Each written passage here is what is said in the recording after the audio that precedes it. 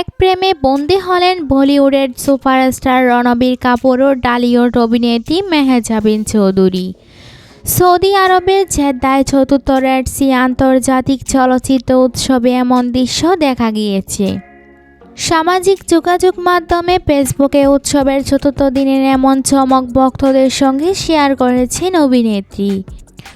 রোববার ৮ই December Red Sea উৎসবে স্থানীয় সময় দুপুর ২টা ৩০ ছিল মেহজাবিন অভিনীত ও মাকসুদ হোসেন পরিচালিত সিনেমা সাবা-এর প্রদর্শনী। সিনেমাটি দেখার পর বাংলাদেশ সময় সন্ধ্যা ৬টায় ভক্তদের সঙ্গে বিশেষ মুহূর্ত সোশ্যাল মিডিয়ায় শেয়ার করেন অভিনেত্রী।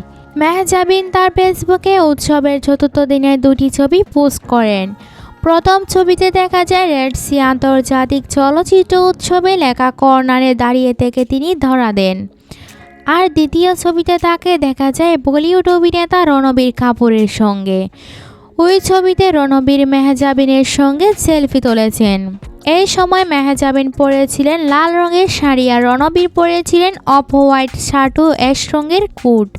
কালো সানগ্লাস পরা রণবীরের সঙ্গে ছবি তোলার সময় অভিনেত্রীকে বিজয়ের বি চিহ্ন প্রদর্শন করতেও দেখা যায়।